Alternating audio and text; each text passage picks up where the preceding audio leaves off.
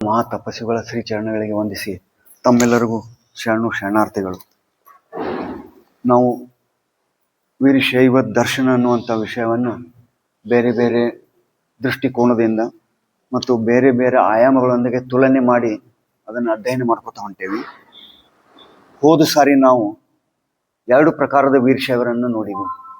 ಹೊರಗಡೆ ಏನು ಕ್ಲಾಸಿಫಿಕೇಶನ್ ಇದೆ ಅದ್ರ ಪ್ರಕಾರ.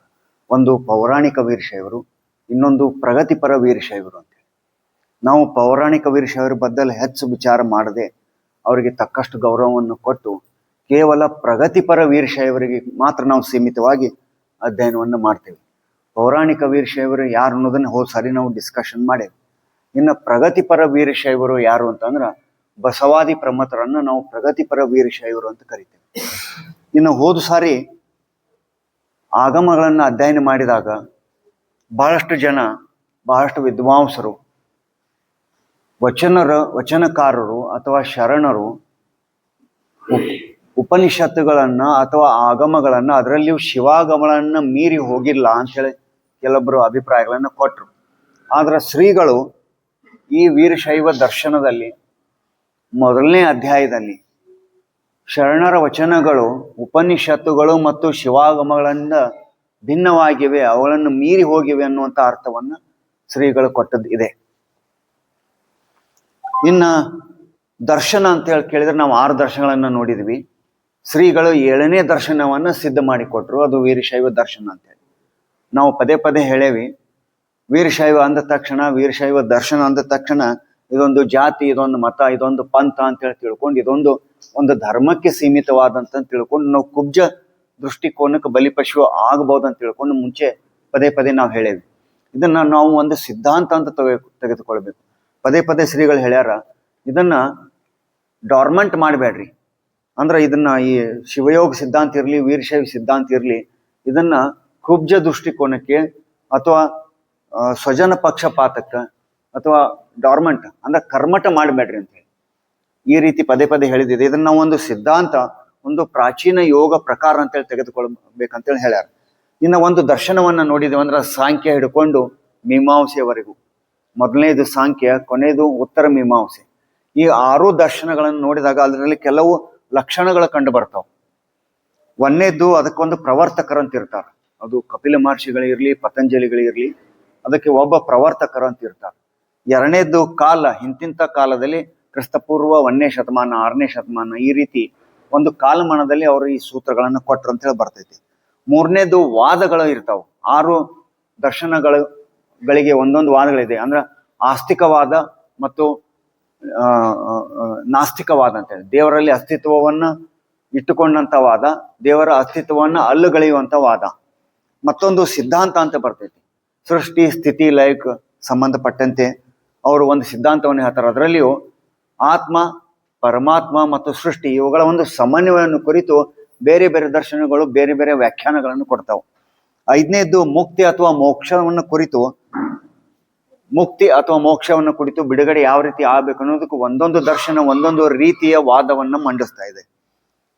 6ನೇದ್ದು ತತ್ವಗಳದಾವ್. ಉದಾಹರಣೆಗೆ ನಾವು ಸಾಂಖ್ಯದಲ್ಲಿ ನೋಡಿದೀವಿ 25 ತತ್ವಗಳದಾವ್ ಅಂತ ಹೇಳಿ. ವಚನ ಸಾಹಿತ್ಯದಲ್ಲೂ ತತ್ವಗಳದಾವ್. ಈ ರೀತಿ ತತ್ವಗಳನ್ನು ಕುರಿತು ಬೇರೆ ರೀತಿಯ ತತ್ವಗಳನ್ನು ದರ್ಶನಗಳು ಕೊಡ್ತಾವೆ. 7ನೇದು ಆರಾಧನೆ. ಯಾವ ರೀತಿಯ ನಾವು ಆರಾಧನೆಯನ್ನ, ಅರ್ಚನೆ, ಅರ್ಪಣೆ, ಅನುಭವ ಅಂತೇಳಿ ನಮ್ಮ ಕಡೆ ಏನ್ ಬಂತು ಅದನ್ನ ಆರಾಧನೆ ಮಾಡುವ ವಿಧಿವಿಧಾನಗಳನ್ನು ಕೊಡ್ತಾವೆ. ಉದಾಹರಣೆಗೆ ವೇದಗಳನ್ನು ನೋಡಿದ್ರ, ನಿಗಮಗಳನ್ನು ನೋಡಿದ್ರ ಸೃಷ್ಟಿಯ ಶಕ್ತಿಗಳನ್ನ ಆರಾಧನೆ ಮಾಡ್ತಾವೆ. ಆದ್ರ ಆಗಮಗಳನ್ನ ಮತ್ತು ವೀರಶೈವ ದರ್ಶನವನ್ನು ನೋಡಿದ್ರ ಅದು ದೈವಿ ಶಕ್ತಿಯನ್ನ ಆರಾಧನೆ ಮಾಡ್ತಾರೆ.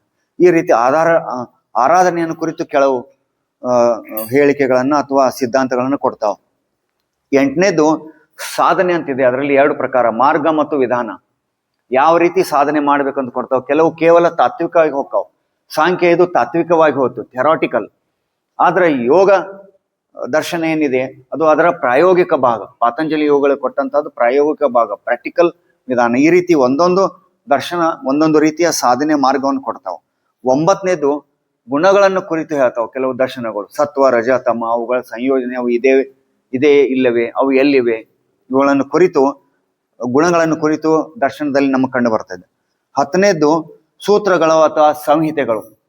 ಒಬ್ಬೊಬ್ಬ ಋಷಿ ಒಂದೊಂದು ಸೂತ್ರಗಳನ್ನು ಕೊಟ್ಟರು. ಕಪಿಲರಲ್ಲಿ ಕಶ್ಯಪರಿರಲಿ, ಅತ್ರಿಗಳಿರಲಿ, ಬೇರೆ ಬೇರೆ ಸಿದ್ಧಾಂತಗಳನ್ನ, ಸೂತ್ರಗಳನ್ನ ಅವ್ರು ಕೊಟ್ಟರು. ಅವು ಸಂಸ್ಕೃತದಲ್ಲಿ ಬರೆಯಲ್ಪಟ್ಟಿವೆ, ಅವು ಶ್ಲೋಕದ ರೂಪದಲ್ಲಿವೆ. ಅದೇ ರೀತಿ ವೀರಶೈವ ದರ್ಶನದಲ್ಲಿ ಏನಿದೆ ಅನ್ನೋದನ್ನ ನಾವು ನೋಡ್ಬೇಕು. ಈ ರೀತಿ ದರ್ಶನಗಳಿಗೆ ಬೇರೆ ಬೇರೆ ಸ್ವರೂಪಗಳು ಅಥವಾ ಲಕ್ಷಣಗಳಿವೆ. ಇನ್ನು ಇದನ್ನ ಶ್ರೀಗಳು ಏನ್ ಮಾಡಿದ್ರ ಅಂದ್ರ ವೀರಶೈವ ದರ್ಶನ ಅನ್ನುವಂಥ ನೆಕ್ಸ್ಟ್ ಸ್ಲೈಡ್ ವೀರಶೈವ ದರ್ಶನ ಅಂತ ಈ ಪುಸ್ತಕದಲ್ಲಿ 15 ಲಕ್ಷಣಗಳನ್ನ, 15 ಗುಣಗಳನ್ನ ಅವರು 15 ಅಧ್ಯಾಯಗಳಲ್ಲಿ ಅದನ್ನ ವ್ಯಕ್ತಪಡಿಸಿದ್ರು, ಅದನ್ನ ಸಿದ್ಧ ಮಾಡಿದ್ರು. ಯಾವ ಕಾರಣಕ್ಕಾಗಿ ಈ 6 ದರ್ಶನಗಳಲ್ಲದೆ ಪರಂಪರಾಗತವಾಗಿ ಬಹಳ ಪ್ರಾಚೀನವಾಗಿ ಬಂದಂತ 6 ದರ್ಶನಗಳನ್ನ ಹೊರತುಪಡಿಸಿ ವೀರಶೈವವು ಒಂದು ದರ್ಶನ ಅಂತೇಳಿ ಅವರು ಈ ಪುಸ್ತಕದಲ್ಲಿ ಸಿದ್ಧ ಮಾಡಿದರು. ಆ ಸಿದ್ಧ ಮಾಡಲಿಕ್ಕೆ 15 ಲಕ್ಷಣಗಳನ್ನ 15 ಅಧ್ಯಾಯದ ಸ್ವರೂಪದಲ್ಲಿ ನಮಗೆ ಕೊಟ್ಟರು. ಈಗ ನಾವು ಬೇರೆ ಬೇರೆ ದರ್ಶನಗಳನ್ನ ಈ ವೀರಶೈವ ದರ್ಶನದೊಂದಿಗೆ ತುಲನೆ ಮಾಡ್ಕೊತಾ ಹೋಗ್ಬೇಕು. ಉದಾಹರಣೆಗೆ ಒಂದು ಉದಾಹರಣೆ ತಗೊಳ್ಳೋಣ. ಪ್ರವರ್ತಕರು ಅಂತ ಬರ್ತು. ಸಾಂಖ್ಯಕ್ಕೆ ಒಬ್ಬರು ಪ್ರವರ್ತಕರು, ಮೀಮಾಂಸೆಗೆ ಒಬ್ರು ಪ್ರವರ್ತಕರು ಅಂತೇಳಿ. ಹಂಗಾದ್ರೆ ವೀರಶೈವ ದರ್ಶನಕ್ಕೆ ಪ್ರವರ್ತಕರು ಯಾರು ಅಂತ ಕೇಳಿದ್ರೆ ಬಸವಣ್ಣನವರು, ಶರಣರು ವೀರಶೈವ ದರ್ಶನದ ಪ್ರವರ್ತಕರು.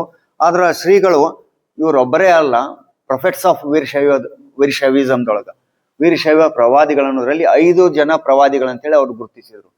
ಬಸವಣ್ಣನವರು, ಸಿದ್ದರಾಮೇಶ್ವರರು, ಅಕ್ಕ ಮಹಾದೇವಿಯವರು, ಚನ್ನ ಬಸವಣ್ಣನವರು ಮತ್ತು ಅಲ್ಲಮ ಪ್ರಭುದೇವರು ಅಂತೇಳಿ 5 ಜನರನ್ನ ಇವರು ಈ ಪ್ರವರ್ತಕರು, ಪ್ರವಾದಿಗಳಂತ ಗುರುತಿಸಿದ್ರು. ಇನ್ನು ಕಾಲ ಬರ್ತಾವ, ಬೇರೆ ಬೇರೆ ದರ್ಶನಗಳಿಗೆ ಕಾಲಗಳದ. 1ನೇ ಶತಮಾನ ಕ್ರಿಸ್ತ ಪೂರ್ವ, 6ನೇ ಶತಮಾನ, 9ನೇ ಶತಮಾನ. ಇಲ್ಲಿ ಕಾಲವನ್ನು ನೋಡಿದಾಗ ವಚನಕಾರರ ಕಾಲ 12ನೇ ಶತಮಾನ ಅಂತೇಳಿ, ಅಂದ್ರೆ ವೀರಶೈವ ದರ್ಶನದ ಕಾಲಮಾನ 12ನೇ ಶತಮಾನ ಅಂತ ಬಂತು. ಇನ್ನು ವಾದವನ್ನು ನೋಡಿದ್ರೆ ನಾಸ್ತಿಕರೋ ಇನ್ನು ಆಸ್ತಿಕರು ಅಂತೇಳಿ, ದೈವಿ ಶಕ್ತಿಯನ್ನ ನಂಬುತ್ತಾರೋ ಇಲ್ಲವೋ ಅಂತೇಳಿ. ಆ ನಂಬಿಕೆಯ ವಿಧಿವಿಧಾನಗಳು ಬೇರೆ ಇರಬಹುದು. ಕೆಲವೊಬ್ರು ಆಕಾರ ರೂಪದಲ್ಲಿ ನೋಡ್ತಾರೆ, ಕೆಲವೊಬ್ರು ನಿರಾಕಾರ ರೂಪದಲ್ಲಿ ನೋಡ್ತಾರ.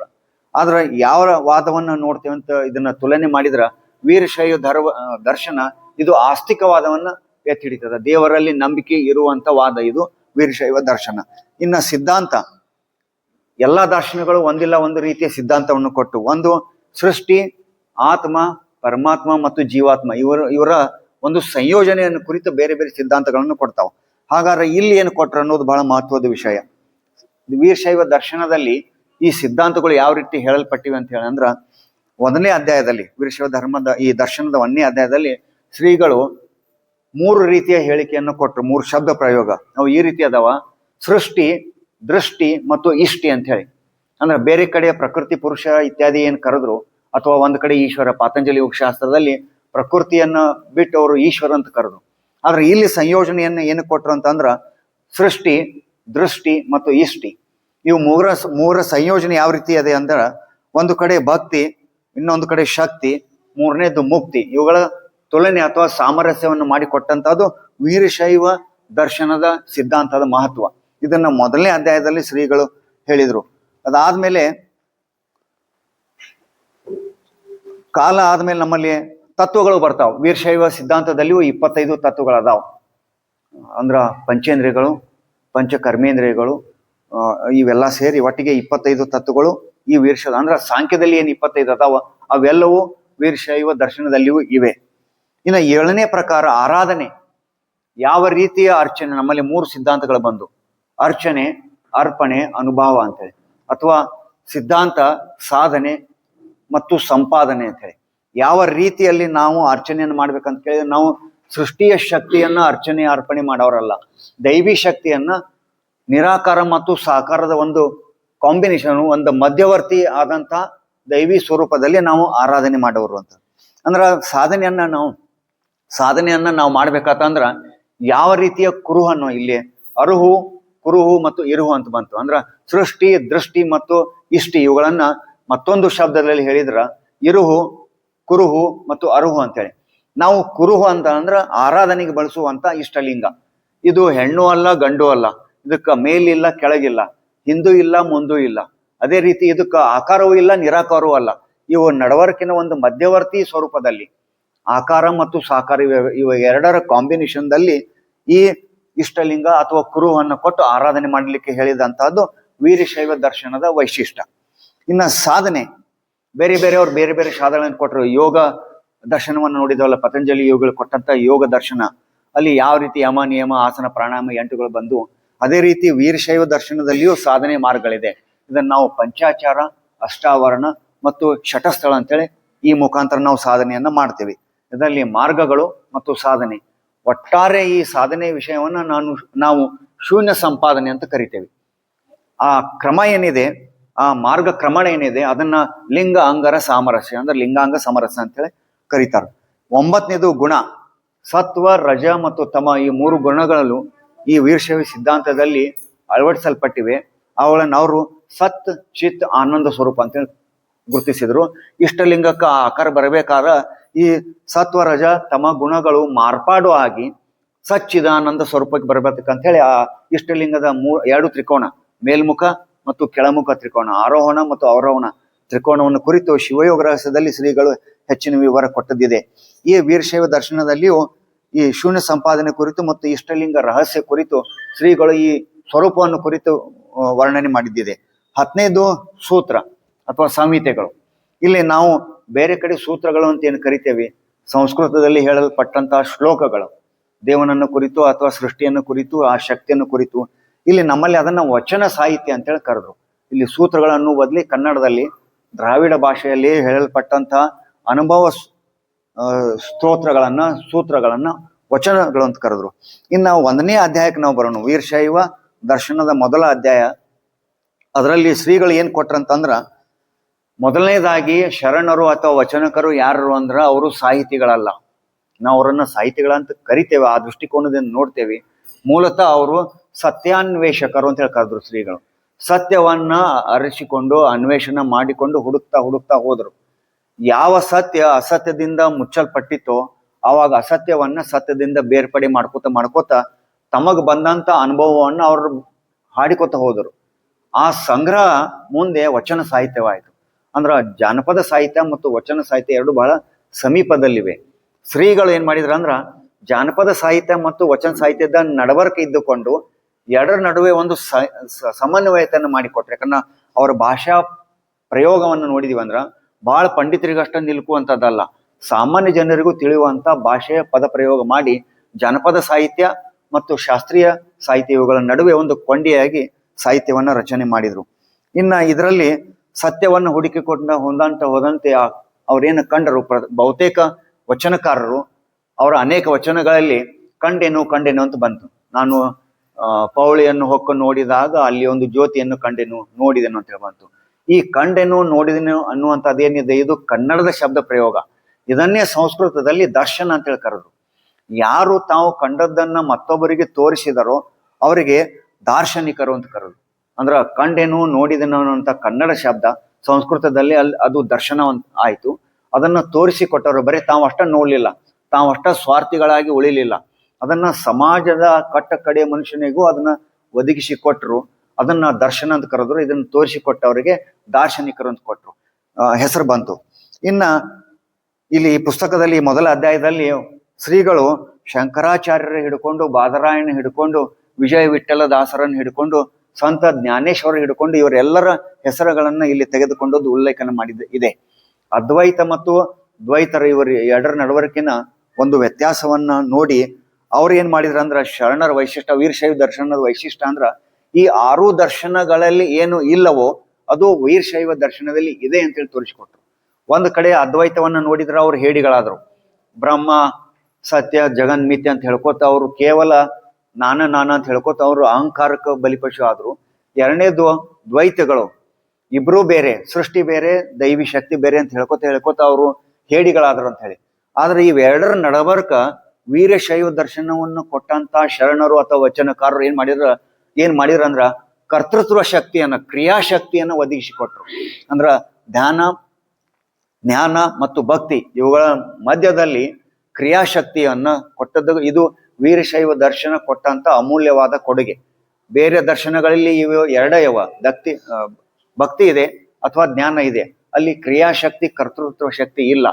ಆದ್ರೆ ವೀರಶೈವ ದರ್ಶನದಲ್ಲಿ ಈ ಎರಡರ ನಡುವೆ ಕ್ರಿಯಾಶಕ್ತಿಯನ್ನು ಒದಗಿಸಿ ಕೊಟ್ಟದ್ದು ಇದು ವೀರಶೈವ ದರ್ಶನದ ಒಂದು ವೈಶಿಷ್ಟ್ಯ. ಇನ್ನ ಕೆಲವು ಶಕ್ತಿಗಳನ್ನ ಅಲ್ಲಿ ಮೊದಲನೇ ಅಧ್ಯಾಯದಲ್ಲಿ ಬಂತು. ಪೃಥ್ವಿಯಲ್ಲಿ ಯಾವ ಶಕ್ತಿ ಇದೆ ಅಂದ್ರೆ ಧಾರಣ ಶಕ್ತಿ, ಅಪ್ಪುವಿನಲ್ಲಿ ಅಪ್ಯಾಯನ ಶಕ್ತಿ ಅಂದ್ರೆ ನೀರಿನಲ್ಲಿ, ಅಗ್ನಿಯಲ್ಲಿ ದಹನ ಶಕ್ತಿ, ವಾಯುವಿನಲ್ಲಿ ಸಂಚಲನ ಶಕ್ತಿ, ಆಕಾಶದಲ್ಲಿ ವ್ಯಾಪನ ಶಕ್ತಿ. ಈ ಎಲ್ಲಾ ಶಕ್ತಿಗಳನ್ನ ಒಳಗೊಂಡಂತ ಕರ್ತೃತ್ವ ಶಕ್ತಿ ಅಥವಾ ಕ್ರಿಯಾಶಕ್ತಿಯನ್ನ ಒಂದುಗೊಳಿಸಿ ಅಂದ್ರೆ ಸಮನ್ವಯಗೊಳಿಸಿ ಕೊಟ್ಟಂತಹದ್ದು ವೀರಶೈವ ದರ್ಶನ. ಇನ್ನು ಶರಣರು ಅಥವಾ ವಚನಕಾರರು ಅಥವಾ ವೀರಶೈವ ದಾರ್ಶನಿಕರು, ಬೇರೆ ಶಬ್ದ ಪ್ರಯೋಗದಲ್ಲಿ ನೋಡಿದೀವಿ ಅಂದ್ರ ಅವರನ್ನ ಅನುಭಾವಿಗಳಂತ ಕರಿತೇವಿ, ಸತ್ಯಾನ್ವೇಷಕರು ಅಂತ ಕರಿತೇವಿ. ಆದ್ರ ಎಲ್ಲರಿಗೂ ತಿಳಿಲ್ಲ ಅಂತ ಹೇಳಿ ನಾವು ಅವರನ್ನ ದಾರ್ಶನಿಕರು ಅಂತ ಕರಿದೀವಿ. ಅಂದ್ರ ವೀರಶೈವ ದಾರ್ಶನಿಕರು ಏನ್ ಕೊಟ್ರು ಅಂತಂದ್ರ, ಮೊದಲನೇದಾಗಿ ದರ್ಶನದ ಸಾರಾಂಶ ಏನು ಅಂತಂದ್ರ, ಅವರು ಕ್ರಿಯಾಶಕ್ತಿ ಇದನ್ನ ಯಾವ ರೀತಿ ವಚನದಲ್ಲಿ ಹೇಳಿಕೊಂಡ್ರು ಅನ್ನೋದನ್ನ ವಚನಗಳ ಉದಾಹರಣೆಯಾಗಿ ಶ್ರೀಗಳು ಕೊಟ್ಟಾರ. ಕರ್ತಾರನ್ನ ಕಮ್ಮಟವಿದು ಅಂತ ಹೇಳಿ, ಅಂದ್ರ ಸಂಸಾರ ಹೇಯ ಅನ್ನೋದಾಗ್ಲಿ, ಸೃಷ್ಟಿ ಸುಳ್ಳು ಅನ್ನೋದಾಗ್ಲಿ, ಹೆಣ್ಣು ಮೋಹ ಮಾಯ ಅನ್ನೋದಾಗ್ಲಿ, ಇಂಥದಕ್ಕ ವೀರಶೈವ ದರ್ಶನದಲ್ಲಿ ಸ್ಥಾನಮಾನಗಳು ಇಲ್ಲ. ನಾ ಏನೋ ಹೆಣ್ಣು ಮಾಯ ಅಂತ ಕರೆದ್ನಿ, ನಾಳೆ ನನ್ನ ಹೆಂಡತಿನೂ ಬಂದ ಈ ಸಂಜೆ ಅಡಿಗೆ ನೀನ್ ನೋಡ್ಕೊ, ಮಕ್ಕಳ ಹೋಮ್ವರ್ಕ್ ನೀ ಮಾಡು, ನಾ ತಪೋನಕ್ಕೆ ಹೋಗಿ ಅಧ್ಯಾತ್ಮ ಮಾಡ್ತೇನೆ ಅಂದಂದ್ರೆ ನನ್ ಗತಿ ಏನಿರ್ತಿತ್ತು. ಅದಕ್ಕೆ ಹೆಣ್ಣು ಮಕ್ಕಳನ್ನ ತುಚ್ಚ ಮಾಡುವಂತಹದ್ದು ಈ ವೀರಶೈವ ದರ್ಶನದೇ ಇಲ್ಲ. ತಪೋವನದಲ್ಲಿ ಶ್ರೀಗಳು ಗಂಡಸರಿಗಿಂತ ತಾಯಂದರಿಗೆ ಹೆಚ್ಚು ಪ್ರಾಶಸ್ತ್ಯವನ್ನು ಕೊಟ್ಟದಿದೆ. ನಮಗಿಂತ ಅವ್ರಿಗೆ ಹೆಚ್ಚು ಸಾಧನೆಯನ್ನು ಕೊಟ್ರು. ಕೆಲವು ಪ್ರಕರಣದಲ್ಲಿ ಹೇಳಿದ್ರು, ಅವ ಗಂಡ ಹಿಂಗ ಅದಾನ, ಇರುವಲ್ಯಾಕ ತಂಗಿ, ನೀ ಧೈರ್ಯ ತಗೋ, ನೀ ಮುಂದ್ ಬಾ, ಮಕ್ಕಳಿಗೆ ಸಾಲಿ ಕಲಸು, ಅವ್ರಿಗೆ ಉದ್ಯೋಗ ಹಚ್ಕೊಡು, ನೀ ಕಲ್ಯಾಣ ಆಕೈತೆ ಅಂತ ಹೇಳಿದ್ರು. ಅಂದ್ರ ಅಂತ ಆಂತರಿಕ ಶಕ್ತಿಯನ್ನ ತಾಯಂದರಿಗೆ ಕೊಟ್ಟಿಲ್ ಕಾರಣ ಇದ್ರಷ್ಟೇ. ಉದಾಹರಣೆ ಇಷ್ಟೇ, ಅಲ್ಲಮ್ಮ ಪ್ರಭುದೇವರು ಹೆಣ್ಣಿನಲ್ಲಿ ಮಾಯೆ ಇಲ್ಲ ಅಂತ ಹೇಳಿ ಹೇಳಿದ್ರು. ನಾವು ನೋಡುವ ದೃಷ್ಟಿಕೋನದಲ್ಲಿ ನಮ್ಮ ಕಣ್ಣಿನಲ್ಲಿ ಮಾಯೆ ಇದೆ ಅಂತ ಹೇಳಿದ್ರು. ನಾವ್ ಹೆಂಗ್ ನೋಡ್ತೇವೆ ಹಂಗ. ಮತ್ತೊಂದು ಅಕ್ಕಮಾದಿಯವರ ವಚನ ಇದೆ, ಇವತ್ತು ನಾವು ಕೇಳಿದ್ವಿ ಬಸವಣ್ಣವ್ರ ವಚನ. ಅದು ಸವಣರಿಗೆ ಸವಣಿಯಾಗಿ, ಯೋಗಿಗೆ ಯೋಗಿಣಿಯಾಗಿ ಕಾಡಿತ್ತು ಮಾಯೆ.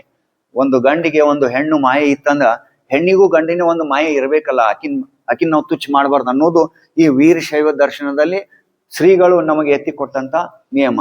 ಅಂದ್ರ ಸೃಷ್ಟಿ ಸುಳ್ಳು ಅನ್ನೋದು ಹೊಣ್ಣು ಹೆಣ್ಣು ಮಣ್ಣು ಮಾಯ ಅನ್ನುವಂತಾದ ಪ್ರಕ್ರಿಯೆ ತಪೋವನದ ಭಕ್ತರಿಗೆ ಇಲ್ಲ. ನಾವು ಅವುಗಳನ್ನ ಎಲ್ಲವನ್ನ ಮಾರ್ಪಾಡು ಮಾಡ್ತೇವೆ. ಅದನ್ನ ಗುರು ಲಿಂಗ ಜಂಗಮರಿಗೆ ಅರ್ಪಣೆ ಮಾಡಿ ಅವುಗಳಿಗೆ ನಾವು ಬಲಿಪಶು ಆಗದಂತೆ ಮಾಡುವಂತ ಒಂದು ವಿಧಾನವನ್ನ ವೀರಶೈವ ಸಿದ್ಧಾಂತದಲ್ಲಿ ಅವರು ಕೊಟ್ರು. ಇಲ್ಲಿ ಕರ್ತಾರನ್ನ ಕಮ್ಮಟ ಅಥವಾ ಟಂಕ ಶಾಲೆ, ಇಲ್ಲಿ ಸಲುವವರು ಅಲ್ಲಿ ಸಲುವವರು, ಅಂದ್ರ ಮ್ಯಾಲ್ ಒಂದೈತಿ ಕೆಳಗೊಂದೈತಿ ಅಂತದೇನು ಹೇಳಿಲ್ಲ, ಎಲ್ಲ ಇಲ್ಲೇ ಇದೆ. ಸೃಷ್ಟಿಯನ್ನ ತುಚ್ಚ ಮಾಡೋದ್ರೊಳಗೆ ಅರ್ಥ ಇಲ್ಲ, ಸಂಸಾರ ತುಚ್ಚ ಮಾಡೋದ್ರೊಳಗೆ ಅರ್ಥ ಇಲ್ಲ. ಮತ್ ಹಂಗಾರ ನಾವು ಅದ್ರೊಳಗೆ ಬಿದ್ದೇವಲ್ಲ, ಅದನ್ನ ಬಿಟ್ಟು ಬರಾಕು ಬರಂಗಿಲ್ಲ, ಮತ್ತ ಅದನ್ನ ತುಚ್ಚ ಮಾಡಿ ಬರಾಕು ಬರಂಗಿಲ್ಲ. ಸಂಸಾರ ಹೇಯ ಸ್ಥಳ ಅಂತ ಏನು ಬಂತು, ಅದು ಸಾಂದರ್ಭಿಕವಾಗಿ ಕೊಟ್ಟಂತ ಹೇಯ ಸ್ಥಳ. ಅದ್ರೊಳಗ ಬಿದ್ದು ಒದ್ದಾಡ್ಕೊತ ಹೋಗ್ಬೇಡ್ರಿ, ಸ್ವಲ್ಪ ಅರಿವಿನಿಂದ ಹೊರಗೆ ಬರುವಲ್ಲಿಕ್ಕೆ ಕೊಟ್ಟಂತ ಒಂದು ಸಂಕೇತ ಅದು. ಅದಕ್ಕೆ ನಾವು ಸಂಸಾರ ಆಗ್ಲಿ ಅಥವಾ ಪ್ರಪಂಚ ಆಗ್ಲಿ ಸೃಷ್ಟಿಯನ್ನಾಗ್ಲಿ ಹೀನಮಗೊಳಿಸುವುದು, ಅದಕ್ಕ ಅಪಚಾರ ಮಾಡುವಂತಹದ್ದು ಈ ವೀರಶೈವ ದರ್ಶನಕ್ಕೆ ಸಲ್ಲತಕ್ಕದಲ್ಲ. ಇನ್ನು ಮತ್ತೊಂದು ಉದಾಹರಣೆಯನ್ನು ಕೊಟ್ಟರು, ಎರಡಾಳಿನ ಭಾಷೆ ಅಂತೇಳಿ. ಕೊಲುವೆನೆಂಬುದು ದೇವ ಭಾಷೆ, ಗೆಲುವೆನೆಂಬುದು ಭಕ್ತನ ಭಾಷೆ. ಅಂದ್ರ ದೇವರು ಸ್ವತಃ ಕೊಲ್ತೇನೆ ಅಂದ್ರೆ ಸಹಿತೇಕ ಭಕ್ತನ ಗೆದಿತೇನೆ ಬದುಕ್ತೇನೆ ಅನ್ನುವಂತ ಕರ್ತೃತ್ವ ಶಕ್ತಿಯನ್ನ ಉದಾಹರಣೆಯನ್ನ ಶ್ರೀಗಳು ಇಲ್ಲಿ ವಚನದ ಮುಖಾಂತರ ಉದಾಹರಣೆಯಾಗಿ ಕೊಟ್ಟದಿದೆ. ಇನ್ನ ಬೇರೆ ಬೇರೆ ರೀತಿಯ ವಚನಗಳನ್ನು ಇಲ್ಲಿ ಒಂದು 7-8 ವಚನ ಕೊಟ್ಟಾಗ ನೋಡಿದ್ರ, ಹೇಡಿಗಳು ಮತ್ತು ಕ್ರೂರಿಗಳ ನಡುವೆ ಅಂದ್ರ ಕ್ರೌರ್ಯ ಮತ್ತು ಶೌರ್ಯ ಇವುಗಳ ಒಂದು ವಿಭಾಗೀಕರಣ ನಾವು ಮಾಡಬೇಕು. ನಾವೇನ್ ತಿಳ್ಕೊತೇವೆ ಅಂದ್ರೆ ಕ್ರೌರ್ಯವೇ ಶೌರ್ಯ ಅಂತ ತಿಳ್ಕೊತೇವೆ. ಆದ್ರ ಶೌರ್ಯ ಮತ್ತು ಕ್ರೌರ್ಯಗಳನ್ನು ನಾವು ಮಾಡ್ಬೇಕಂತಂದ್ರೆ ಇಲ್ಲಿ ಒಂದು ಮಹತ್ವದ ಉದಾಹರಣೆ ಕೊಟ್ಟರು, ಪ್ರಸಾದ ಕಾಯವಿದು ಕೆಡಿಸಲಾಗದು ಅಂತ ಹೇಳಿ. ಹುತ್ತವ ಬಡಿದರೆ ಹಾವ ಸಾಯಬಲ್ಲುದೆ. ಅಂದ್ರೆ ನಾವು ಶರೀರ ನಮ್ಮ ಕೈ ಸಿಗ್ತೈತೆ ಅಂತ ಹೇಳಿ ನಮ್ಮ ಆಕ್ರೋಶವನ್ನ ನಮ್ಮ ಭಾವನೆಗಳನ್ನ ಶರೀರದ ಮುಖಾಂತರ ತಿರ್ಚಿಕೊಳ್ಳಕ್ ನೋಡ್ತೇವೆ. ಆದ್ರೆ ಇಲ್ಲಿ ವೀರಶೈವ ದರ್ಶನದಲ್ಲಿ ಅದಕ್ಕೆ ಆಸ್ಪದ ಇಲ್ಲ. ನಾವು ಶರೀರವನ್ನ ತುಚ್ಚ ಮಾಡುವಂತಿಲ್ಲ, ಗೌಣ ಮಾಡುವಂತಿಲ್ಲ, ಅದು ರೋಗಕ್ಕೆ ಬಲಿಯಾಗ್ಲಿ, ಅದ್ರ ಇದ್ರೆ ಇರ್ಲಿ ಬಿಟ್ರೆ ಬಿಡ್ಲಿ ಅನ್ನುವಂತಿಲ್ಲ. ಅದನ್ನ ಕೂಸಿನಂತೆ ಜವಾಬ್ದಾರಿ ಮಾಡಬೇಕು. ಅದು ಸಾಧನೆಗೆ ಅದು ಒಂದು ವಾಹನ ಅಂತೇಳಿ ತಿಳ್ಕೊಂಡು ಇಲ್ಲಿ ಶ್ರೀಗಳು ಶರೀರ ಮಾಧ್ಯಮಕ್ಕೆ ವೀರಶೈವ ದರ್ಶನ ಕೊಟ್ಟಂತ ಮತ್ತೊಂದು ಕೊಡುಗೆ ಎಲ್ಲಿ ಬೇರೆ ದರ್ಶನದಲ್ಲಿ ಇಲ್ಲವೋ ಅದು ವೀರಶೈವ ದರ್ಶನದಲ್ಲಿ ಇದೆ. ಅಂದ್ರೆ ಪ್ರಸಾದ ಕಾಯವಿದು ಕೆಡಿಸಲಾಗದು. ಈ ಎಲ್ಲದರ ಮುಖಾಂತರ ವೀರಶೈವ ದರ್ಶನದ ಮೊದಲ ಅಧ್ಯಾಯದಲ್ಲಿ 7ನೇ ದರ್ಶನ ಅಂತ ಹೇಳಿ ವೀರಶೈವ ದರ್ಶನಕ್ಕೆ ಆ ಅರ್ಹತೆಗಳಿವೆ, ಆ ಸ್ಥಾನಮಾನ ಸಿಗಲಿಕ್ಕೆ ಅದಕ್ಕೆ ಎಲ್ಲಾ ಲಕ್ಷಣಗಳು ಸ್ವರೂಪಗಳು ಇದೆ ಅಂತ ಹೇಳಿ ಸಾಬೀತು ಮಾಡಿದ್ದು ಈ ವೀರಶೈವ ದರ್ಶನದ ಮೊದಲನೇ ಅಧ್ಯಾಯ. ಇದರೊಂದಿಗೆ ನನ್ನ 4 ಮಾತುಗಳಿಗೆ ಮಂಗಳ ಮಾಡಿ ತಮ್ಮೆಲ್ಲರಿಗೂ ಶರಣು.